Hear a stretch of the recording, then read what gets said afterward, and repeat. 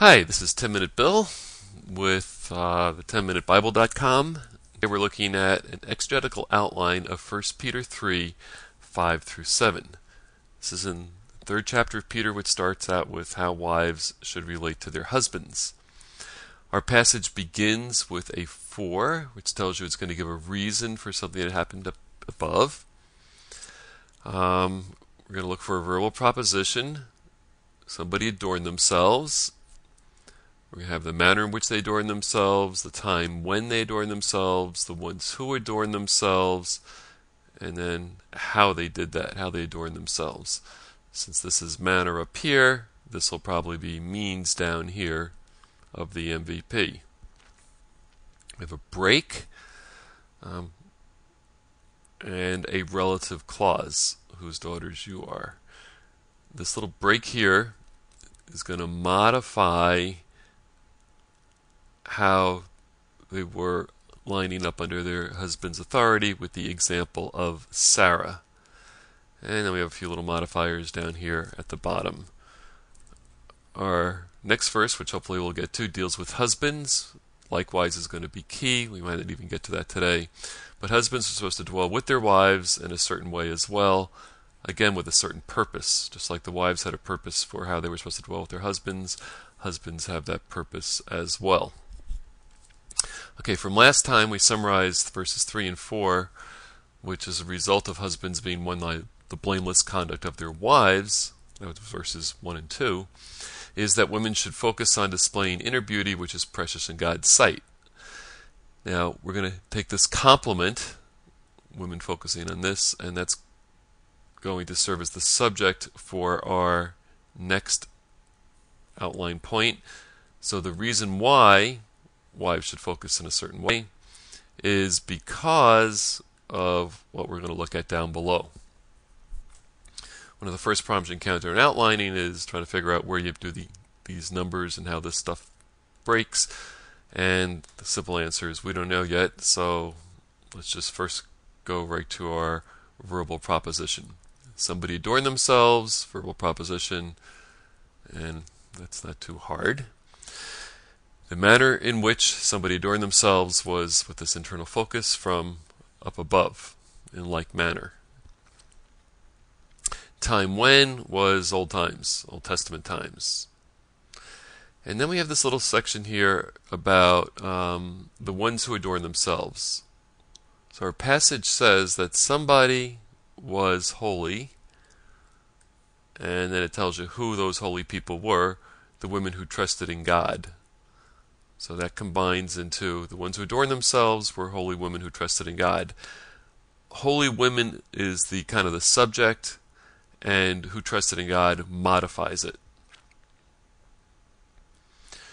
Alright, then we have another modifier for a verbal proposition. By subjecting or lining up under someone's authority, the ones who submitted were wives to their own husbands. So the means by which holy women adorned themselves was by submitting to their own husbands. Now what some of you might have done is you just continued with verse 6. And you said like the manner in which holy wives should submit is as Sarah did to Abraham. But notice the subject has changed. Before we had women adorning themselves, now it's holy wives should submit. It's a different subject, so we're going to need a different outline point. So I'm using a little different program here. But our verbal proposition is Sarah obeyed Abraham. So I got it down here. And then calling him Lord. That's the manner in which Sarah obeyed Abraham, was calling him Lord. These two here will summarize to this point here. The manner in which holy wives should submit to their husbands is as Sarah did to Abraham. Then we have whose daughters you are down here. That's going to go into this proposition down here. Submitting wives are Sarah's daughters. And we have this, as long as you do well and are not afraid. The two parallel phrases. So what we have in our outline down here are two parallel phrases, each indicating time when. Time when submitting wives are Sarah's daughters as long as they do well. Time when is if they are not afraid of the consequences of trusting God. Not afraid with any amazement. I'm not going to have time to get into that, but that's where I net it out. So these two summarize into this one, and then this one modifies the one above it, and the two of them summarize into the result of wives submitting as Sarah did is they are rewarded, as Sarah was, if they do God's will without any fear. So the result of wives submitting as Sarah did is that they are rewarded if they do God's will without fear, and that would be the fear of consequences. Okay, now we need to summarize these, and the reason why wives should adorn themselves with an internal focus on being pleasing to God and submitting to their husbands is because in doing so, they follow Old Testament godly women in trusting God and reaping reward. If you've been paying attention to what's been going on in the previous chapter and what you'll definitely see in the next one, it talks about inheriting and blessing.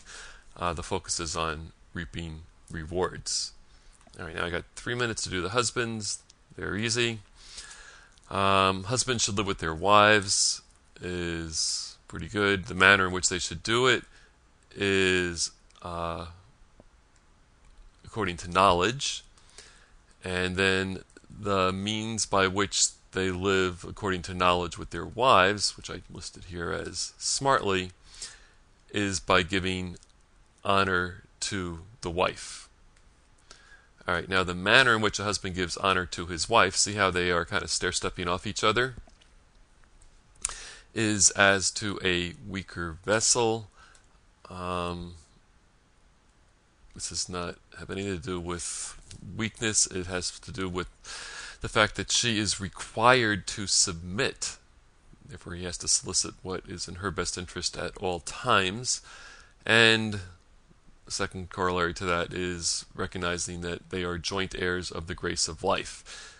If he doesn't do that, his prayers will be cut off. So the purpose of the husband giving honor to the wife is so that his prayers would not be cut off. Online Bible would have told you that that is a purpose statement. So to kind of summarize the husband's responsibilities really quickly is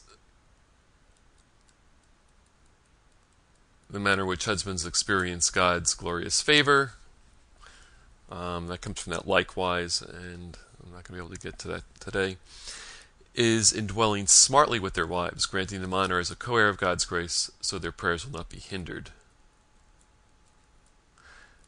If you did the alternative outline, there it is. You can look at that on your own.